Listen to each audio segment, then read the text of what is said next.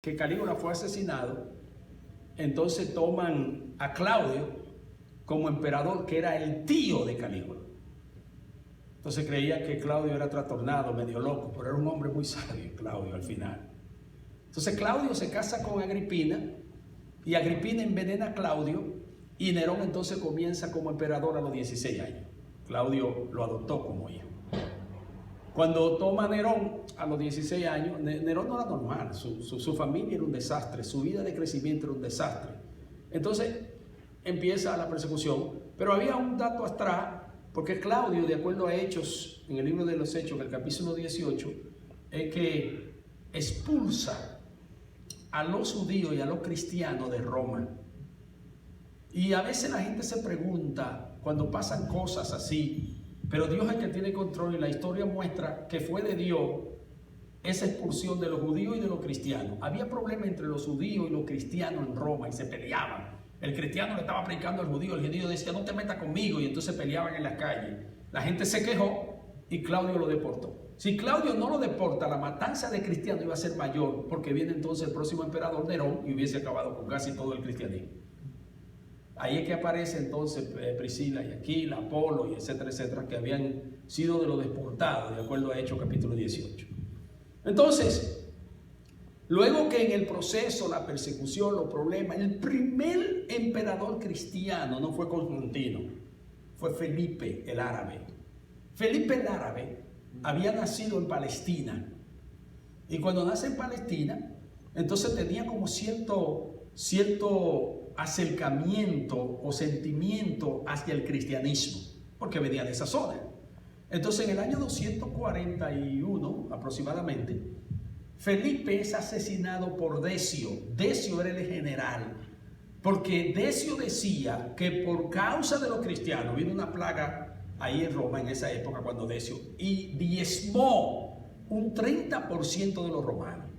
Entonces Decio le dice a Felipe, hay que matar a estos cristianos porque nos hemos alejado de los dioses de Roma.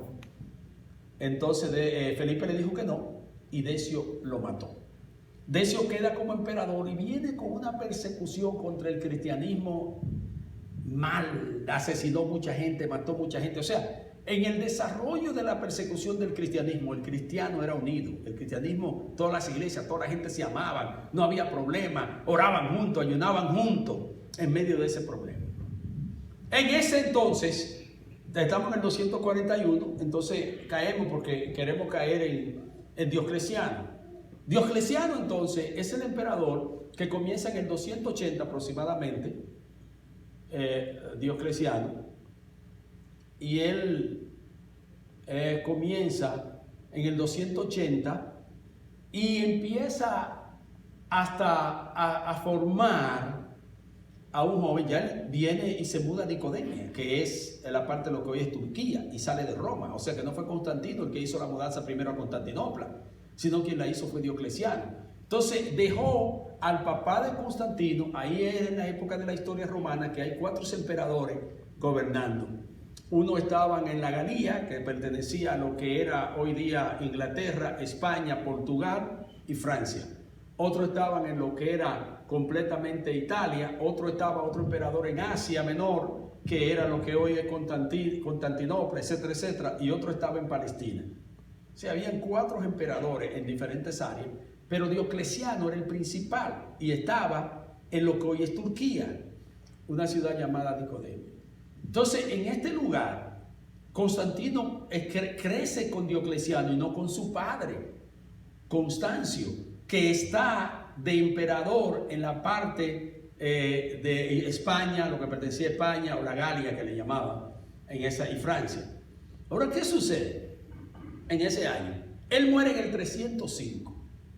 En el 305 entonces viene Mageno y toma el control parte de Roma, que luego muere en el río ahogado cuando Constantino pelea contra él, lo vence.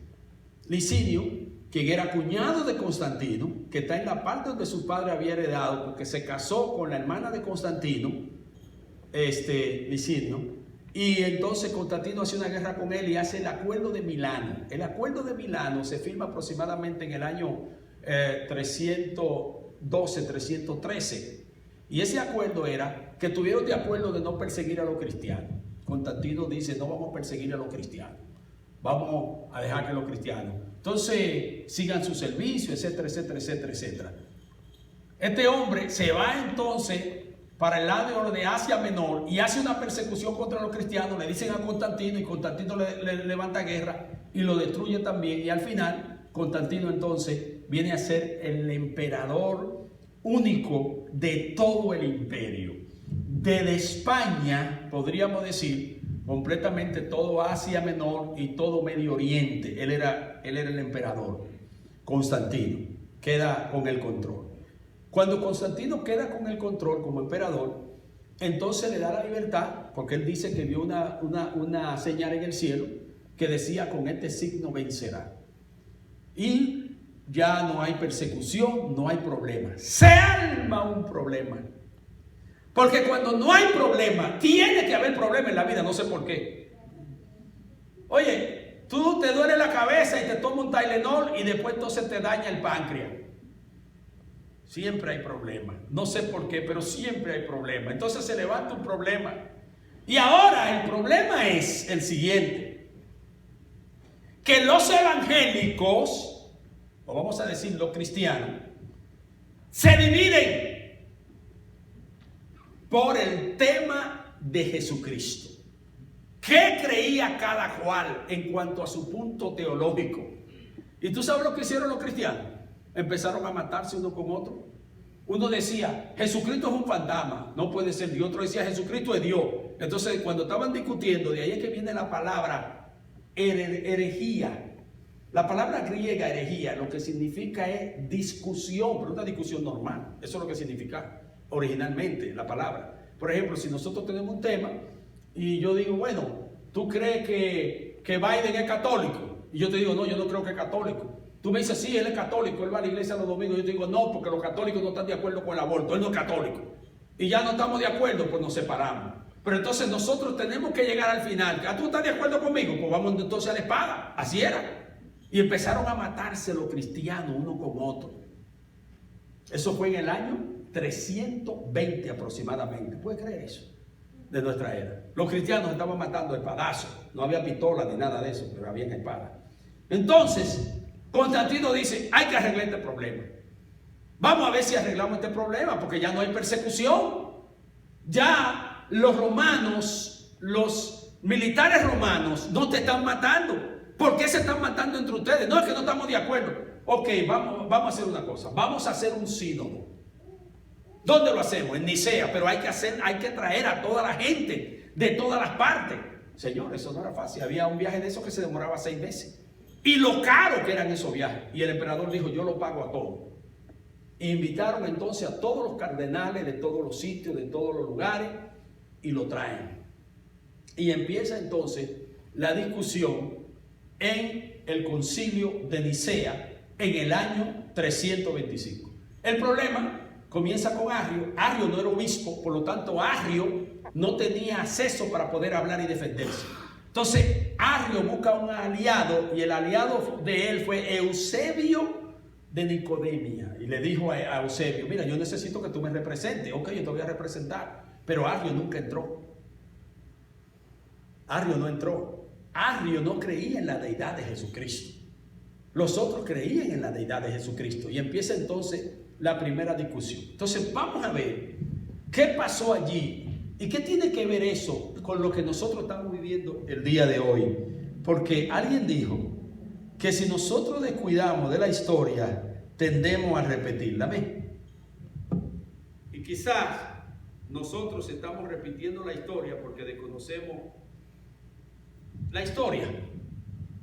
El credo simbólico de Niceniano, lo que se llama comúnmente el credo niceno, y más correctamente el credo niceno-constantinopolitano, porque Constantino fue el que tuvo más influencia para que ese credo tuviera lo que tiene. No es exactamente el texto formulado durante el segundo concilio ecuménico en la ciudad de Constantinopla en el año 381, porque lo que se hace en el 381 es que se ratifica o hay algunos cambios de lo que pasó en el 325. La revisión radical del texto del primer concilio ecuménico en Nicea en el año 325. Los textos que por ser de las liturgias bizantina y romana son más conocidos, diferente de ese concilio del año 381, al utilizar el número singular de los verbos creo, confieso, espero, lo que el texto original dice es creemos. O sea, que haya un acuerdo en una confesión mutua, no un acuerdo individualista de yo decir, yo creo esto. Y usted dice, yo también creo esto. Se estaba buscando, vamos al unísono, a creer nosotros, a estar en acuerdo en lo que nosotros vamos a presentar a nuestros feligreses afuera. Eso era lo que estaba pasando ahí en ese momento, porque había una controversia muy grande. Entonces no había un acuerdo. Imagínate, en una iglesia evangélica tú vas y hay uno que dice, bueno, vamos a adorar a la Virgen María, y tú vas a la otra y dice, María no sirve, mejor yo adoro a Pablo. Entonces decía, pero venga acá, o adoramos a uno, adoramos a otro, no adoramos a ninguno, vamos a ponernos en acuerdo. Y eso era lo que se estaba buscando y es lo que está pasando hoy día en la iglesia reformada en América y en casi todas las iglesias históricas. Entonces, luego confesamos, esperamos. El texto de liturgia mozárabe conserva la forma plural. Acuérdense que lo que está hablando de los mozárabes son los árabes, porque aquí todavía no se ha formulado ni ha aparecido el islamismo. El islamismo comienza en el siglo XVII, en el siglo VII, aproximadamente en el año 602, 622, porque Mahoma muere en el 632. El que es el fundador del movimiento islámico, que ellos le llaman islámico, pero en sí es el movimiento maometano. Entonces, pero habían árabes que ellos también tenían su posición, y aunque eran separatistas en cuanto a su cultura, ellos querían vivir en la unidad de un credo de confesión.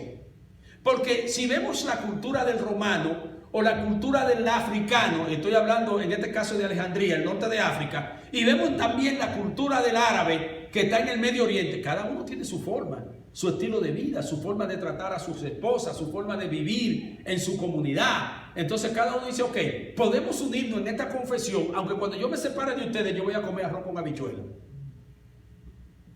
Usted boricua, le gusta el pernil, el moro con guandule, para mí hay que darme mi habichuela, ¿entiendes? El mexicano hay que darle su tortilla, y al venezolano hay que darle su arepa. Pero cuando nos unimos todos en la iglesia, tenemos que tener ¿qué? Una unidad central en cuanto a Jesucristo. Aunque respetemos la cultura de cada cual. Por eso que estoy usando históricamente el término de los árabes aquí. Luego, los textos en latín tienen dos frases ausentes en el texto original del deum de Dios. Dios desde se encuentra en el símbolo del concilio de Nicea, concilio de Constantinopla del año 381, y una en el 325, más no en el texto del año 381. Sobre la otra, filioque o hijo, en el rito romano, filio o el hijo, el rito mozárabe, ha habido una importante controversia entre la Iglesia Católica y la Ortodoxa, que vamos a ver más adelante. Lo que pasa es que la Iglesia Católica Romana se identifica como Iglesia Católica, Apostólica y Romana, que tiene que ver con la Iglesia Católica que hoy conocemos. Luego está la Iglesia Ortodoxa, que es la Iglesia del Oriente, que la Iglesia Católica Romana tiene Papa y la Iglesia del Occidente, del Oriente, tiene Patriarca. O sea, cuando tú ves un patriarca, los rusos también usan el término también, porque son de la iglesia ortodoxa. De ahí que viene la palabra ortodoxia o correcta, doctrina correcta. ¿Por qué ellos usaban el término que ellos creían en la doctrina correcta? Porque estaban más cerca de Palestina y por lo tanto tenían más identificación con el asunto de la pureza, la santidad y poco mezcla en cuanto a lo que era su liturgia y su adoración a Jesucristo. Estaban más cerca de Palestina, los que estaban en Oriente, a los que estaban en Occidente. Toda la gente del norte de Italia, lo que Alemania, después que cruzaban el Danubio, el río que divide Europa, o sea, en esa época que divide el imperio, y que toda esa costumbre rara de gente que estaban tan lejos de Palestina, y en cuanto al conocimiento de Jesucristo y la práctica de estos cristianos primitivos, estaba muy lejos de ellos. Y por esa razón es que entonces ellos se llamaban los ortodoxos o los correctos. Ok, entonces además, por ejemplo, del texto mozárabe añade, después de percum omnia facta sum, eso es latín. Ustedes después ahí vamos a dárselo en español. Por quien fueron hechas todas las cosas, lo que están en los cielos y las cosas que están en la tierra. Frase también presente en el símbolo del 325, mas no en el símbolo del 381. Omite el hablar de la crucifixión y la resurrección de Jesús. Las dos frases pro nobis o secundum escritura o en nombre de las escrituras para nosotros de acuerdo con él. Lo que quiere decir es que en el 381 no aparece la crucifixión de Cristo. En cambio, en el que está en el 325 sí aparece la crucifixión de Cristo. Y es muy importante eso en este credo. Ahora bien, se arma entonces el problema. ¿Cuál era la controversia? El problema de la controversia que se da para poder formular este credo fueron las siguientes. La controversia cristológica tenía la profunda raíz en diversos modos de ver la fe cristiana y la tarea de la teología. Ya en la primera sesión, por ejemplo, si nosotros vemos cuando viene Felipe en el 341, cuando viene Decio, cuando viene Diocleciano, que fue la persecución más fuerte que hubo, como aproximadamente en el 302, y él muere en el 305, y ahí es que entra Constantino. Cuando nosotros vemos la historia de la defensa del cristianismo en medio de la persecución que hace Constantino, y que posteriormente los evangélicos entonces se están despedazando uno a otro. En muy fecha temprana comenzaron a surgir distintos tipos de teología en diversas regiones del imperio. En el oriente, estas dos posiciones pueden describirse refiriéndose a las dos grandes ciudades que desde tiempo antiguo habían sido los principales centros de actividad teológica. Por ejemplo, Antioquía y Alejandría. Alejandría, en el norte de África, ahí era que estaban los filósofos. No solamente llegaron los filósofos allí, sino que también había un desarrollo cristiano muy fuerte allí, porque quien llevó el evangelio allí fue Marcos. Marco, el evangelista, fue quien llevó el evangelio. Tomás llevó el evangelio a la India, pero este fue allí. Por eso es que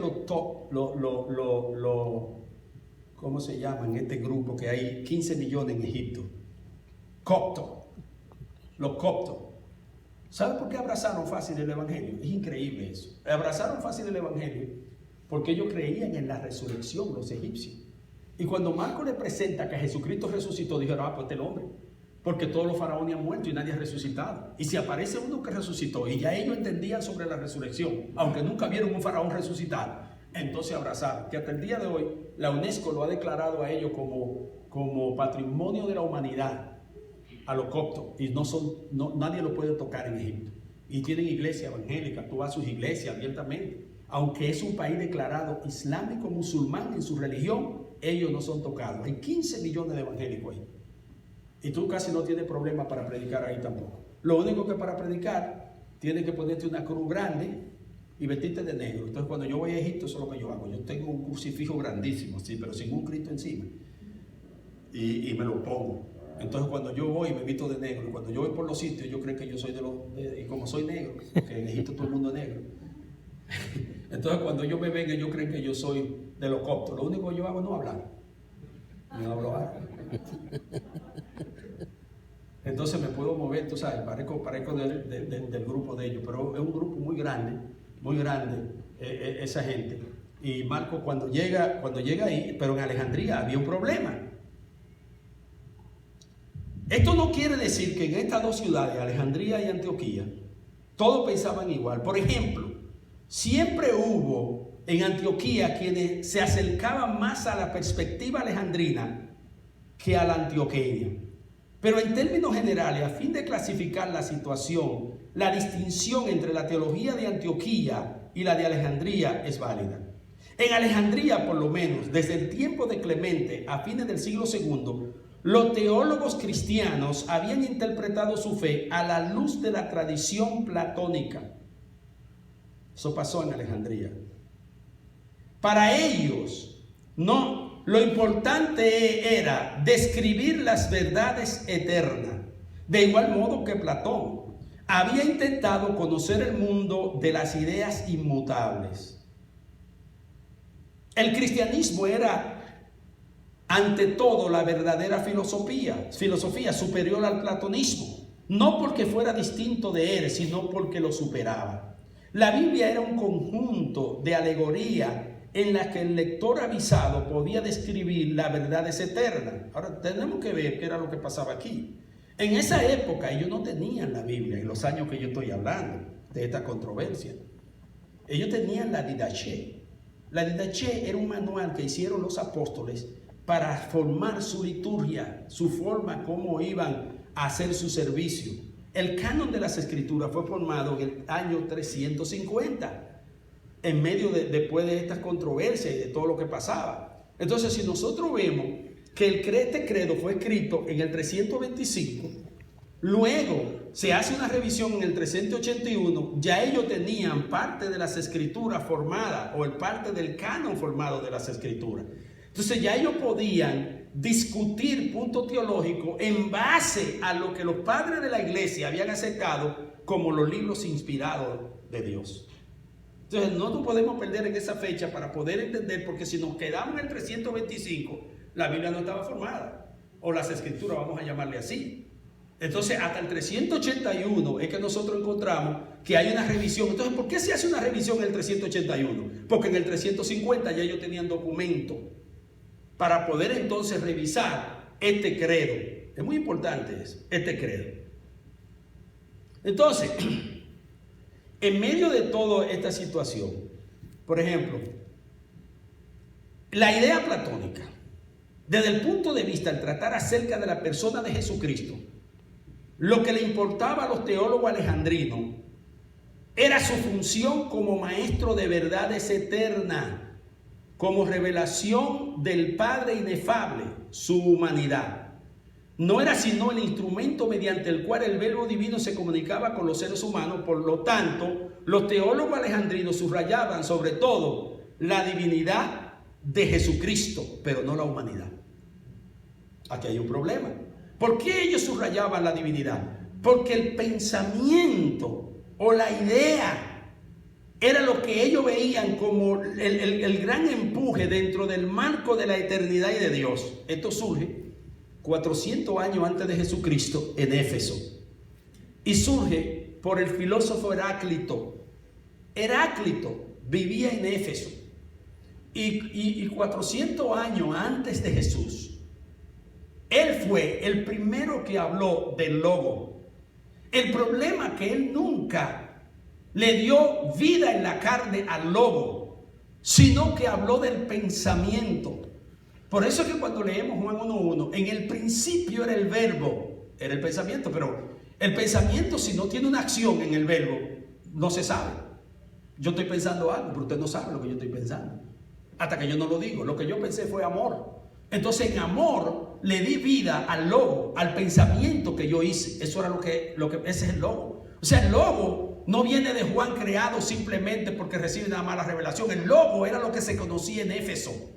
Y como el logo era lo que se conocía en Éfeso, cuando Juan se muda en el año 36 a Turquía, y sobre todo, a Turquía, en la ciudad de Éfeso, y se lleva a María con él. Entonces cuando él escribe Evangelio según San Juan, él usa en el principio era el verbo porque es un evangelio universal. Acuérdense que están los evangelios sinópticos y tenemos el evangelio de Juan como el evangelio universal. Cuando él escribe entonces Evangelio según San Juan, él usa el término, en el principio era el verbo y el verbo era con Dios y el verbo era Dios, pero no se quedó allí. ¿Qué hace entonces Juan? Le da vida ¿a qué? Al pensamiento. ¿A dónde le da vida? En el verso 14. Y ese verbo, ¿qué dice la Biblia? ¿Qué se hizo? ¿Y habitó dónde? Entre nosotros. Entonces, los filósofos y teólogos antioqueños, el pensamiento que tenían era de quién, de Platón. Por lo tanto, ellos veían en la divinidad de Dios a Jesucristo como un ser espiritual, pero no como una manifestación corporal. Aquí hay un problema ya. Aquí hay un problema. Hay un problema. Entonces empieza a desatarse que el problema de la persecución que mataban a los cristianos, porque yo soy cristiano, pero la gente no tenía una definición de lo que era Cristo y qué era lo que pasaba con Cristo y cómo venía Cristo y cuál era la función de la salvación o la soteriología. Nada se hablaba de eso. El problema era, ahora, ¿cómo vamos a definir a ese Cristo que ellos supuestamente conocían o supuestamente se le presenta a ellos? Entonces,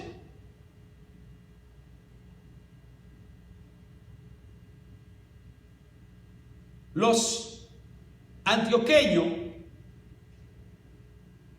habían visto a Cristo a través de la Biblia, no como un conjunto de alegorías, sino como una narración que contaba las relaciones de Dios en su pueblo y su creación. Para ellos esto no era más importante que la verdad es eterna. Lo que Jesucristo había venido a hacer no era tanto revelarnos principios antes desconocido, como iniciar una nueva era o una nueva humanidad. La iglesia, siglo antes, Ireneo había dicho, el gran padre de la iglesia, en Jesucristo, para todos sus seguidores, para todos los seguidores de Cristo y su humanidad, nosotros tenemos que pensar, ok, si Cristo es solamente espiritual, tenemos graves problemas para nosotros ser salvos. Ireneo había dicho que desde los mismos inicios de la creación unimos a Dios desde esta perspectiva, o sea, entre el humano y Dios. Al tratar acerca de la persona de Jesucristo, lo importante no era su función como maestro de verdades eternas o como revelación del Padre inefable, sino su realidad histórica, su humanidad como la nuestra.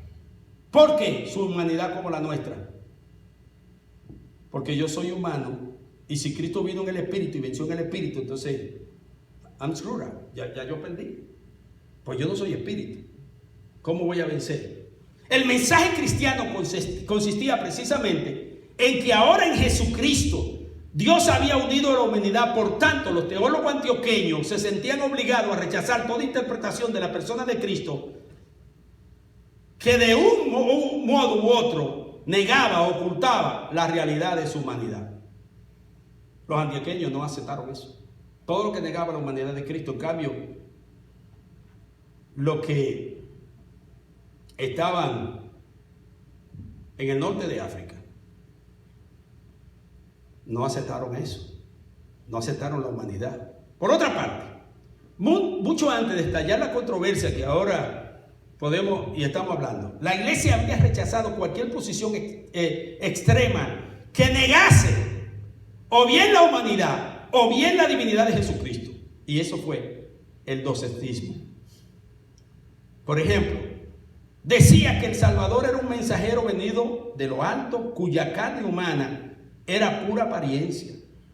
A través de todo el siglo II, los escritores cristianos se esforzaban a rechazar semejante interpretación de la persona de Jesucristo que hacía de él un ser divino, carente de humanidad. Al otro extremo, hubo quienes negaron la divinidad del Salvador al decir que era puro hombre. Uno de estos teólogos se llamó Pablo Samosata. Mire lo interesante de esto. Como yo tenía la Didache y todavía no se había recopilado, porque quien recopiló, por ejemplo, las cartas de Pablo fue Manción en el año 200, que después cayó como un hereje perverso el hombre. Leyendo la carta de Pablo salió diciendo que Jehová no era Dios, que había otro Dios después de Jehová y que Jesucristo salió de la nada. Oye, el hombre que recopila la carta de Pablo para formar en el canon de las Escrituras fue este hombre. Entonces, entre la controversia que se hacía, si la humanidad, si no la humanidad, eso duró un tiempo prolongado. Estamos hablando casi 175 años discutiéndose eso en la iglesia primitiva. Entonces tenía que haber un documento como este para poder defender esa posición. Este hombre, Samosata, fue obispo de Antioquía en la segunda mitad del siglo III. Fue condenado y depuesto precisamente por decir que Jesús era puro hombre y que en él no habitaba Dios mismo, sino el poder impersonal de Dios. Miren qué era lo que pasaba. Habían 5 lugares importantes donde se discutía cualquier pensamiento teológico: Antioquía, Jerusalén, Alejandría, Constantinopla y Roma. Por eso, cuando usted está dando una ojeada a la historia, va a encontrar que en Constantinopla alguien dijo tal cosa, o salió una herejía de allí, porque en cada uno de esos lugares, en Roma había un papa, pero los demás le llamaban patriarca o líder o obispo. Entonces esos eran los 5 centros de donde podía surgir cualquier teología o cualquier pensamiento. Ahora había que unir esos 5 centros en uno solo, y se hizo. Gracias a Dios que usó a Constantino para hacer eso en el año 325. Ahora bien, luego al comenzar esta controversia, había cierto límite trazado de antemano. Todos concordaban en que Jesús era tanto divino como humano. Quien negara uno de estos 2 elementos sencillamente sería declarado hereje y no causaría debate alguno. Las controversias tendrían que ver no con la cuestión de si Jesús era divino o no, ni con el asunto de si era humano o no, más bien con la cuestión de cómo, en qué sentido Jesús era tanto humano como divino. Las controversias cristológicas comenzaron en cuando todavía se debatía la cuestión arriana en el concilio de Nicea. Oye, ya todos dijeron, ok, está bien, Jesucristo es humano, dijo un grupo. Otro grupo dijo, está bien, Jesucristo es divino. Ahora otro dijo, ahora explícame cómo es eso. Primero era que no era divino, otros decían que no era humano. Ya se pusieron de acuerdo que era divino y era humano. Ahora otro dice, explícame entonces cómo es el asunto. Usted se da cuenta cómo ahora viene otro problema. Entonces, en ese otro problema comienza otra discusión. El concilio de Nicea había condenado el arrianismo, pero había logrado sobrevivir y los mejores teólogos se esforzaron en refutarlo. Uno de estos teólogos era el obispo Apolinario de la Odisea, amigo de Atanasio, y al parecer también de Basilio y de Cesario y de Apolinario. Todos estos eran padres de la iglesia. Trató de refutar uno de los argumentos de los arrianos, quienes decían que si el verbo era verdaderamente Dios, eterno e inmutable, no se explicaba cómo podía unirse a la humanidad en Jesucristo. Apolinario respondió que en Jesucristo el verbo divino había tomado el lugar del alma racional. El lugar del alma racional. Entonces, expliquemos esto. En esa época casi todos concordaban en que todo ser humano había, además del cuerpo y del alma animal, es decir, el principio de la vida al cuerpo, el alma racional. Esta es la sede del intelecto y de la personalidad, la que piensa, recuerda, toma decisiones. Y sobre esta base, Apolinario dice que mientras Jesús tenía un cuerpo verdaderamente humano, movido por los impulsos que mueven a cualquier cuerpo humano, el alma animal, su mente era profundamente divina. Oye lo que está diciendo Apolinario ahora, que la mente de Jesús no era humana, aunque tenía un cuerpo humano, sino divino. En él, es decir, en el verbo, ocupaba el lugar que en los demás seres humanos tiene el alma racional. Aunque esta explicación a primera vista pareciera satisfactoria, pronto hubo quienes se percataron de su peligro. Un cuerpo humano con una mente y una personalidad puramente divina no es verdaderamente un ser humano. Además, los teólogos antioqueños no veían cómo tal persona podía ser el Salvador a quien ellos proclamaban. Desde el punto de vista alejandrino, esta posición era aceptable, pues el Jesús de Apolinario podía ser perfectamente bien un maestro divino que utilizara un cuerpo humano para tener un mensaje al mundo, para traer un mensaje al mundo. Pero desde el punto de vista antioqueño, la situación era muy distinta. Si la salvación se basa en el hecho de que en Cristo Dios ha tomado nuestra humanidad para así salvarnos, ¿cómo puede salvarnos un Jesús en quien Dios solo ha tomado el cuerpo humano? Ahí empieza la pregunta, y es cierto. O sea, Dios toma el cuerpo humano, pero no va a tomar la mente humana de Cristo. o el alma racional. ¿No es el alma donde están los peores pecados humanos? ¿Es el cuerpo o el alma quien odia, codicia y desea el mal? Para salvar al ser humano en su totalidad, el verbo ha de unirse a un ser humano completo. Esto lo expresó Gregorio de Nancianzo. Él mismo decía sobre el mal: si alguien cree en él, decía él, es decir, en Jesucristo, como ser humano, sin razón humana, el tal así carece de toda razón y no es digno de la salvación, porque Jesucristo no ha salvado lo que no ha tomado. Lo que ha salvado es lo que también unió a la divinidad. Si solo la mitad de Adán cayó, entonces es posible que lo que Cristo tome y salva sea solo la mitad. Pero si toda la naturaleza cayó, es necesario que toda ella sea unida a la totalidad del verbo a fin de ser salvada como un todo. Nosotros hoy día podemos ver esta controversia, venimos a la iglesia y oímos acerca de Cristo y de la salvación, pero esta gente no veían televisión ni estaban en Facebook. Esta gente estaban dedicados a analizar verdaderamente la esencia de Cristo. Por eso es que cuando esa gente se le decía, tú da tu vida por Cristo, le cortaban la cabeza y lo aceptaban, porque esa gente tenía convicción. Hoy no es así. Hoy nosotros cerramos las iglesias porque dijo el gobierno que hay que cerrarlas. Y así como en aquella época, esa gente no cerraba nada, había que matarlo, meterlo preso. Y yo entiendo por qué esa gente era así. Usted me va a decir, pero no estamos obedeciendo a la ley del gobierno. ¿A qué ley del gobierno? Nosotros no podemos obedecer a la ley del gobierno siempre y cuando no sea con asunto de la iglesia. Y yo sé que como reformado ya estoy rebelde. Pero lo que esta gente hacía y como esta gente creían era increíble. La controversia duró algunos años, pero los argumentos de los antioqueños eran tan fuertes que a la postre Apolinario y sus seguidores tendría que ser condenado.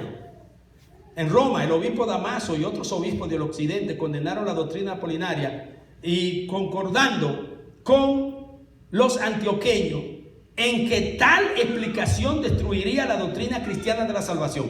El cronista Epifanio nos cuenta de un sínodo reunido en el año 374, el cual se adoptó un credo muy parecido al de Nicea, pero al llegar a la referencia de la encarnación decía, fue hecho hombre, es decir, hombre perfecto con alma, cuerpo, intelecto, todo lo que consiste a un ser humano. Por fin el concilio de Constantinopla en el año 381, el mismo que puso fin a la controversia rana, condenó el apolinarismo y la iglesia había decidido que la cristología alejandrina en su forma extrema no sea aceptable.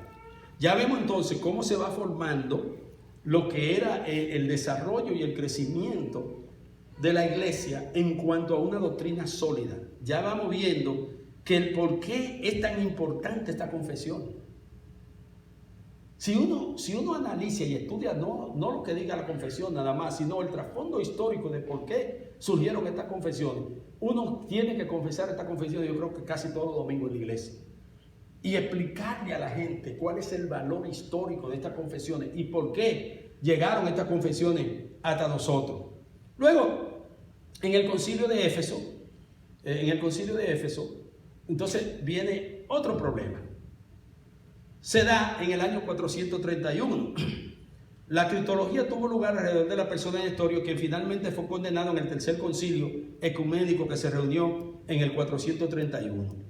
Nestorio era un partidario de la escuela Antioquía que había sido hecho patriarca en Constantinopla en el año 428. ¿Por qué entonces saltamos al 428? Porque es como cuando, ¿cómo le digo? Como cuando los partidos políticos, tú sabes, pierden estos 4 años, ellos dicen, vamos a ver qué va a pasar el próximo año, yo cambio la ley. Y si usted se está dando cuenta, desde que perdió Barack Obama, el presidente Donald Trump deshizo todo lo que hizo Obama, y ahora Biden está deshaciendo todo lo que está haciendo Trump, y ahora cuando venga el otro va a hacer lo que hace el otro, y eso mismo era lo que pasaba aquí. Entonces en el 400 vino otro problema y dijeron, no, tenemos que deshacer todo lo que se hizo allá atrás, hay que deshacerlo. Entonces viene otra controversia. Entonces era difícil. Pues el Nestorio era un partidario de la escuela de Antioquía que había sido hecho patriarca en Constantinopla en el 428. Políticamente su situación era difícil, pues el patriarcado de Constantinopla había vuelto motivo de discordia entre los patriarcas de Alejandría y Antioquía. El concilio de Constantinopla había declarado que esa ciudad tendría en el oriente una precedencia semejante a la que gozaba la vieja Roma en el occidente. Esto no era sino el reconocimiento de la realidad política, pues Constantinopla había venido a ser la capital del Imperio Oriental, pero los patriarcas de Alejandría no quedaron contentos ante la realidad política, pues Constantinopla estaba en el otro lado. Y los que están en el norte de África, Alejandría, dice, espérate, y nosotros también queremos posición. Por sobre todo cuando tradicionalmente Constantinopla había estado más cerca de Antioquía en sus posesiones teológicas, y muchos de los patriarcas de Constantinopla resultaban entonces aliados a los de Antioquía. Por tanto, cuando Nestorio ascendió al patriarcado de Constantinopla, era de esperarse que contaría con oposición de los alejandrinos.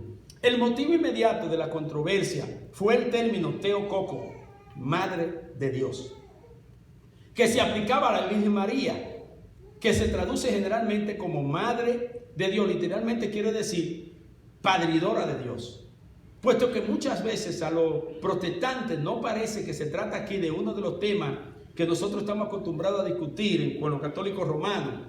Tenemos que hacer claro esto, que tenemos que detenernos a declarar el debate. ¿Cuál era el debate? La controversia no era el carácter mariológico, sino cristológico. Lo que estaba en juego no era quién era la Virgen María o qué honores se le debía, sino quién era el que había nacido de María y cómo se podía hablar de él. Los antioqueños temían que si se llegaba a hablar de una unión demasiado estrecha entre la humanidad y la divinidad de Jesucristo, esta última llegaría a eclipsar la primera, de modo que se perdería el sentido de la verdadera y totalidad de la humanidad del Salvador. Por tanto, Nestorio creía que había ciertas cosas que debían decidirse en la humanidad de Jesucristo y otras que debían decidirse en su divinidad, y que tales cosas no debían confundirse. Por tanto, cuando su capellán Anastasio atacó el uso del término Theotokos, diciendo que quien había nacido de la Virgen María no era Dios,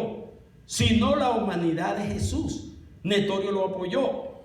Lo que Anastasio y Nestorio estaban atacando no era una idea demasiado elevada de la Virgen María, sino la confusión entre su divinidad y su humanidad. Y parecía seguir el término Theotokos. Al explicar su posición a este término, decía Nestorio que en Jesucristo Dios se ha unido a un ser humano. Pues que Dios es una persona y el ser humano es otra. En Cristo ha de haber no solo dos naturalezas, sino también dos personas. Oye eso. Eso dijo Nestorio. Le pasó, yo estaba hace 32 años, estaba en Vancouver. Me tocaba predicar en una iglesia allí. Y después que yo terminé de predicar, vi un programa de Benny Hinn. Y Benny Hinn dijo que el Padre, el Hijo y el Espíritu Santo son tres. Entonces el Espíritu Santo son tres. Jesucristo son tres y el Padre son tres, entonces son 9. Cuando eso le estaba con Asamblea de Dios. No había Twitter, no había Facebook, no había nada. Pero empezaron la gente a hablar de ese programa de Benny Hinn, que después tuvo que retirarse porque Asamblea de Dios le dijo, ¿cómo que tú estás diciendo que hay 9 dioses? Porque él se puso a hablar, parece que se emocionó, tú sabes, y dijo que había recibido esa revelación en el mismo momento y dijo eso. En el aire, hermano, había dicho eso. Entonces Nestorio lo que está diciendo aquí, que Jesucristo ya tiene dos personas, son dos personas. Fue la persona y la naturaleza humana la que nació de María y no la divina. Por tanto, la Virgen es Cristo Tocos o paridora de Cristo y no Theotokos, paridora de Dios. Entre estas dos personas, la unión que existe no es una confusión, sino una conjunción de acuerdo con una unión normal. Frente a tal doctrina, fueron muchos los que reaccionaron negativamente. Si en Jesucristo no hay más que un acuerdo o una comunión entre Dios y el ser humano, ¿qué importancia tiene la encarnación para la salvación? Empieza la pregunta. No se puede decir que Dios nació de María. No se puede tampoco que Dios habitó entre nosotros. No se puede decir que Dios habitó en Jesucristo. No se puede decir que Dios sufrió por nosotros. Llevado a sus conclusiones últimas, la cristología de Nestorio pareciera negar el fundamento mismo de la fe cristiana, como era de esperarse. El centro de la oposición a Nestorio fue de Alejandría, Cirilo, que a la sazón ocupaba el patriarcado de esta ciudad y es mucho más hábil que Nestorio, tanto político como teológicamente, tras asegurarse de que contaba con el apoyo del Papa, para quien la doctrina de las dos personas en Cristo era anatema.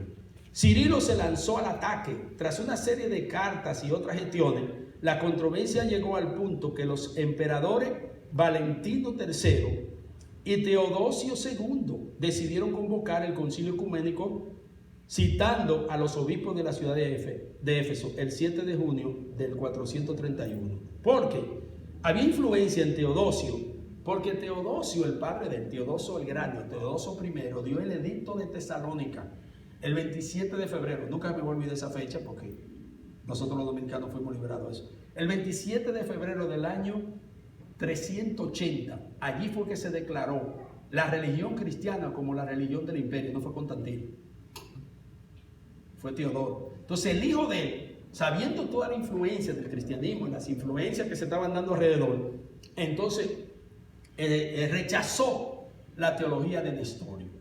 Ahora bien, ¿qué pasa? En medio de toda esta situación y todas estas controversias que se están dando, entonces se dice, ok, vamos a tener un credo, vamos a ver qué es lo que nosotros creemos, por qué creemos así, dónde, cuándo, por qué, para qué y de qué. Platón dice que Sócrates le decía a sus alumnos, y conste, las dos gentes influyentes más fuertes en el mundo a nivel filosófico se llaman Jesucristo y Sócrates, nadie más, pero ninguno escribieron. De ellos escribieron. Platón escribió de Sócrates. Y Platón dice que Sócrates hacía esas 5 preguntas para cuestionarse a uno mismo primero y luego cuestionar al maestro que te enseña. Entonces, cuando empezaron las preguntas, tenían que haber, las preguntas tienen respuesta. Eso no puede decir como nosotros hacemos en la iglesia pentecostal, que la gente le dice, pastor, ¿y por qué usted ora de rodillas? Porque Dios me dijo. Oh, ¿y por qué usted va a hacer esto este día? Porque el Espíritu Santo, yo siento el Espíritu Santo que me dice que haga eso. Entonces, cada cual que el Espíritu Santo le dice que haga en la iglesia, es un problema grave. Por eso en la iglesia, los pastores, nosotros no podemos tener eso. Que yo siento por el Espíritu. Yo tengo un amigo en República Dominicana que es pastor y está bautizando a un miembro de su iglesia. Y cuando lo va a bautizar, la mujer se le mueve y se zambulle y sale. Y dice, a mí no me bautiza hombre, a mí me bautizó el Espíritu. Y él le dijo, usted no está bautizado, así que te doy el certificado.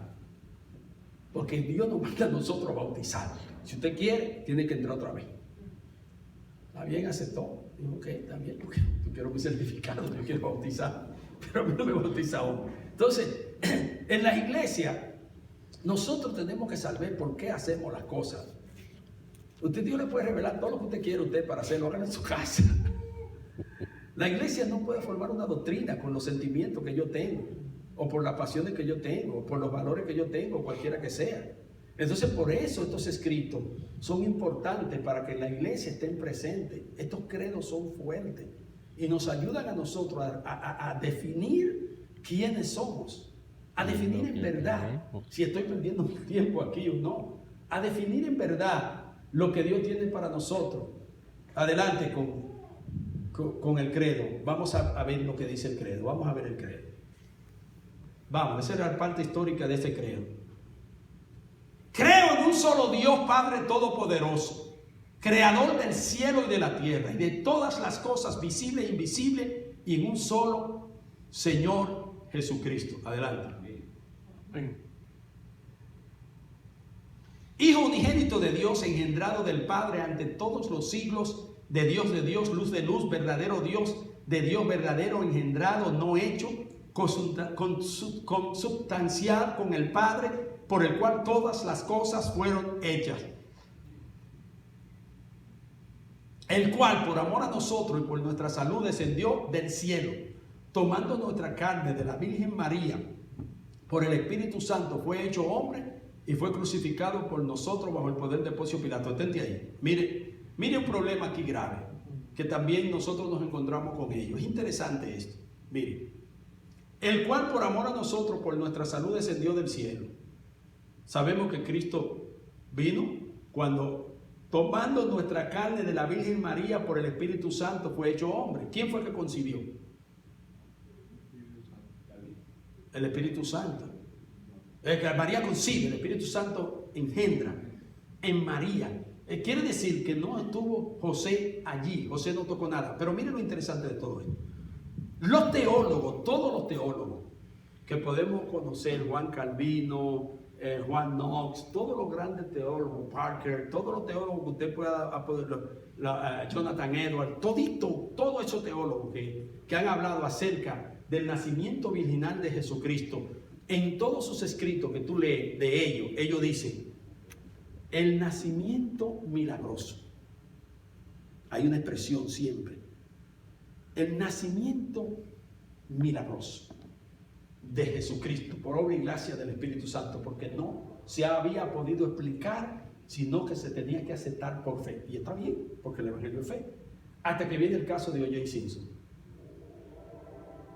Cuando viene el caso de O.J. Simpson en California, que empieza entonces a desarrollar el ADN y empieza a desarrollarse porque había dinero para hacerse. Había mucho dinero.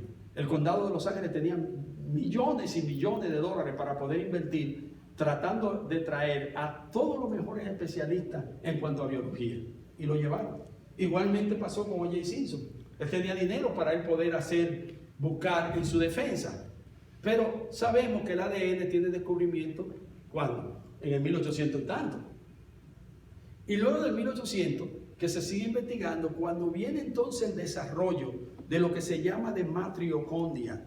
La matriocondia es tratar de buscar la identificación de ADN de un individuo por medio de la madre. Déjame explicar qué pasa. Lo que pasa es que cuando un hombre se llega a una mujer, contribuye con 23 cromosomas a través del espermatozoide. La mujer contribuye con 23 cromosomas por el huevo no fertilizado.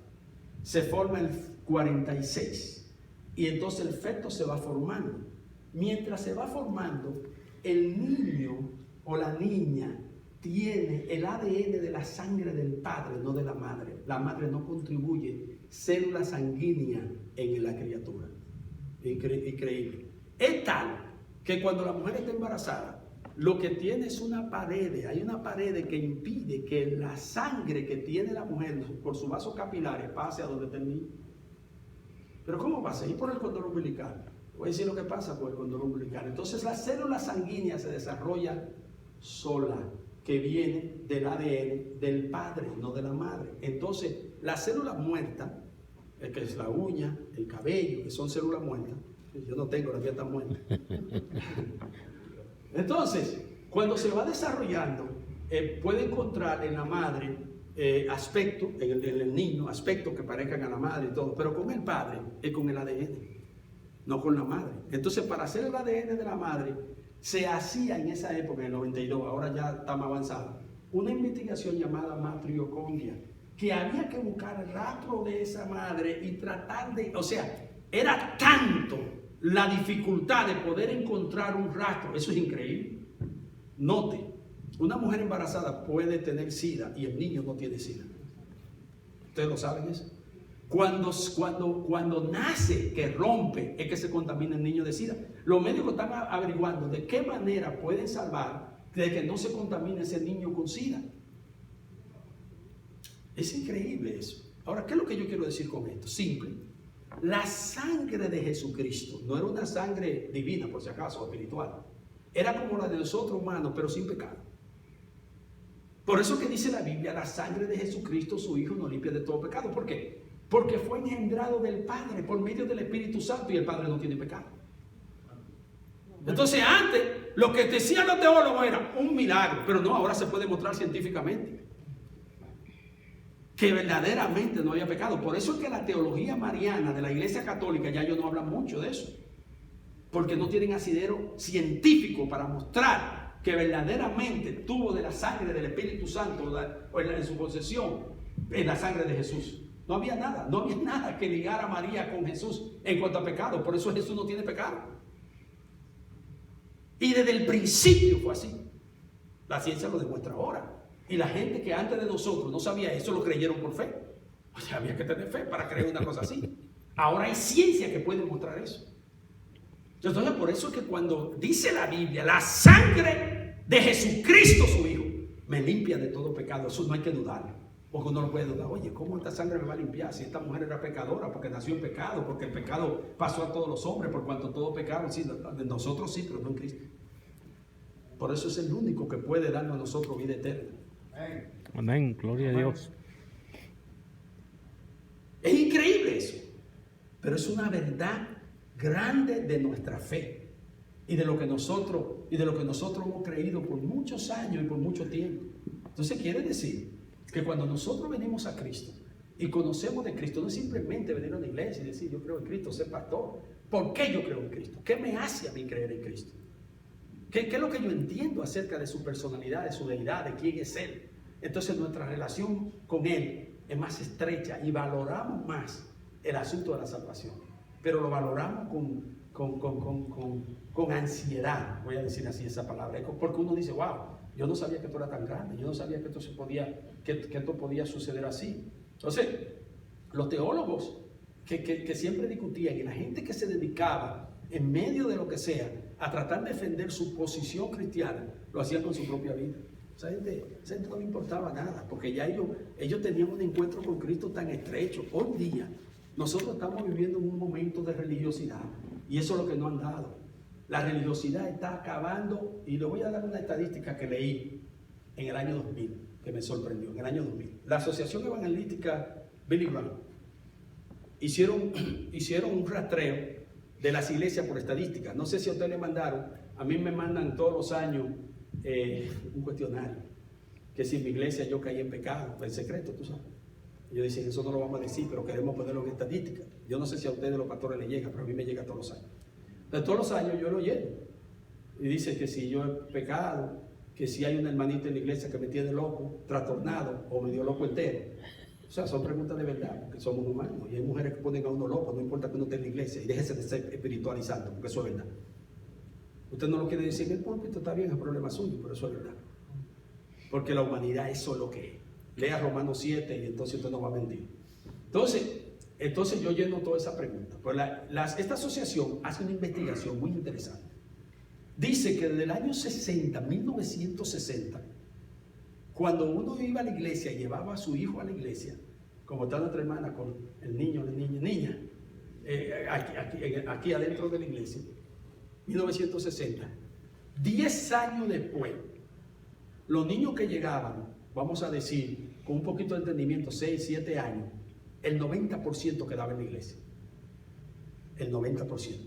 En el año 70, bajó 10%. 80% quedaba en la iglesia. O sea, la iglesia no se moría, sino que los mismos muchachos, eran los pastores, eran los líderes de jóvenes, no se descarriaban, se quedaban. En el 80. En el 90, bajó a un 30%. 1990. 30%. El escándalo fue, ¿qué pasó? Entonces hicieron la encuesta que me hicieron a mí. ¿Qué usted hizo en la iglesia en ese periodo? Dijo, bueno, para poner a los jóvenes que no se vayan, le metimos billar, le metimos, ¿se acuerdan del Palma? Le metían Palma dentro de la iglesia, de que el salón de juego para los niños, el salón, bueno. Cuando esos muchachos ya tenían, mientras tenían 8, 9 años jugando billar y jugando ping-pong en la iglesia, y todos los juegos en la iglesia, cuando ellos tenían 17 años, los amiguitos de la calle le decían, vamos para el billar. Oh, sí, vamos. Ahí hay una muchachita más bonita ahí en ese billar. En la iglesia no hay de nada, vamos para allá. Y tú sabes, a veces uno se toma una cervecita. Entonces, ¿qué muchacho iba a volverse a la iglesia a buscar qué? ¿Pero qué fue lo que la iglesia le enseñó? A jugar billar. Por eso se fueron. Lo que enseñó fue juego. Entonces que empezaron a poner la tienda de juego en todos los sitios. Tú veías los hijos de nosotros disparando y jugando en la máquina y los carros. Porque eso fue lo que le enseñaron a la iglesia. Los que se quedaban en la iglesia, que se dormían en la banca, se quedaron como ese que está allá. Y yo, que venimos de la misma iglesia. Y que nos dormíamos en la iglesia y nos quedábamos, pero a nosotros nunca nos dieron juego. A nosotros lo que nos ponían era de que ayunar 3 días corridos. Era así. Y vigilia, y había que estar en la vigilia. Eso no era de qué, eso no era como ahora, que tú le dices a un muchacho, hace una vigilia, le dice al papá, va para la vigilia, el muchacho dice, no, yo no voy para allá. Está bien, mijito, le doy un besito, que te vaya bien. A nosotros no llevaban, casi no disciplinaban, era por la oreja que nos jalaban, y cuando uno no iba, había un hermanito que lo buscaba. Oye, tú no te vi en la iglesia, ¿qué te pasó? ¿Qué tú haces aquí en el mundo? Arranca para la iglesia. Y aunque uno estuviera débil, uno tenía que volver para su iglesia. Entonces, ¿qué hizo eso con nosotros? ¿Fue un extremismo? No, nos curó. Ahora no es así. Ahora no es así. Entonces, por eso nosotros vemos todos esos bancos vacíos. No por el COVID, señores. Olvídense de eso. Yo tengo la iglesia llena los domingos. Yo siento a todo el mundo junto. Yo nunca he puesto una maquinita. Yo nunca he hecho nada de eso. Yo dije, no creo en eso. Pastor, pues se van a morir. Bueno, yo tengo 500 gente. Se me han enfermado muchísimo y nadie se ha muerto. Yo le pongo la mano y oro por ellos, sin mascarilla y sin nada. Porque Cristo dijo, eso es lo que yo creo, yo no digo que usted tiene que creer como yo. Cristo dijo, y pondrán la mano sobre los enfermos y sanarán. Y Cristo sabía que iba a venir un COVID. Entonces no le vamos a poner la mano a la gente. Yo fui a una iglesia y mi hija que estaba en el sol, ¿verdad? Que estaba en el sol. Y estaba caliente y no la dejan entrar. Le digo, pero es que estaba en el sol ella. Ella estaba en el sol porque estábamos esperando al pastor y no había sombra. Y nos quedamos en el sol y ella se quemó y no la dejó entrar. Digo, no entra. Me tuvo que quedar fuera. Y después yo llamé al pastor, le expliqué. Y dijo, no, está bien, déjala entrar. Le digo, ven acá. Si tiene COVID, tú no tienes que orar por mí para que Dios me sane. Entonces le digo, y si viene un canceroso, que entre. Y una persona que le duele la espalda, que entre. Entonces Dios sana todo menos el COVID. Hay un problema. Hay un problema. Dios sana todo menos sana el COVID en la iglesia. Yo no he dejado de viajar. Desde que abrió el aeropuerto yo vengo viajando, mire, y se meten 500 gente, porque yo vivo en California. Y tengo que a veces tomar aviones grandes, 747, por el largo, porque es muy largo el viaje, cuando uno viene directo. Y entonces todo el mundo hace así, se quita la mascarilla y a comer todo el mundo. Pero pastor, la gente se está muriendo como se muere de gripe, como es un virus, como va a pasar y como nos vamos a morir todos. Pero yo no voy a estar con ese pánico, yo me llamo ahora por los enfermos y yo creo en eso. Y lo voy a hacer siempre. Hasta que me muera, me mate el COVID, tal vez, qué sé. Pero yo no tengo ese pánico, yo no puedo tener ese pánico, porque el Dios que yo entiendo que dijo eso, es el Dios que yo tengo que creer. Y vuelvo y repito, usted no tiene que creer como yo. Oigan al COVID. Si usted le tiene miedo a la muerte, porque no hay otra. Pero nosotros tenemos que cambiar todo eso. Pero esa gente de la historia que le estoy mencionando, esa gente leyeron su vida de verdad. Jesucristo le acercaron 10 leprosos. Usted me va a decir, pero eso fue Cristo, no le iba a pasar nada. No, eso no fue Cristo. Él dijo que haríamos cosas mayores. ¿Y qué hizo con los leprosos? ¿Fue de lejos que le habló? No. Le dijo, preséntese al sacerdote, porque el sacerdote tenía que dar una licencia. Porque el leproso tenía que gritar en la calle, inmundo, inmundo. Y si no gritaba, lo apedreaban. Entonces Cristo le dijo, vayan y muéstrense al sacerdote, porque el sacerdote era el certificado. El sacerdote no iba a hacer nada. Lo que ellos iban al sacerdote para que el sacerdote dijera, si tú estás limpio, ya puedes andar en la calle. Decía, ya... fulano tiene un certificado, ya puede. Fue para eso. Cristo no lo mandó al sacerdote para que viera que Cristo hizo milagros. No fue eso. Era el certificado que tenía que tener. Y uno solo regresó. Y le dijo, ¿dónde están los demás? No sé, pero gracias por... A ver, entonces, ¿qué hizo Cristo? Le huyó al sacerdote, a los leprosos. La ley decía que si un leproso se acercaba, había que apedrearlo. Eso decía la ley. Y era ley. Pero con Cristo, ¿lo apedreó? Le oró. Y lo sanó. Y luego Cristo nos dijo a nosotros que eso es lo que nos corresponde a nosotros hacer. ¿Por qué no lo hacemos? Porque el evangelio que nosotros tenemos hoy en día es diferente. Lo que nosotros estamos viendo del evangelio no es lo que dice la Biblia que nosotros debemos de aplicar, ni lo que pasó con esta gente que escribieron esa confesión. Había algo más en ellos, y lo que había en ellos era fidelidad a Dios sin ningún temor, aunque le costara la muerte. Tú sabes toda la gente que se murieron por causa de que cuando el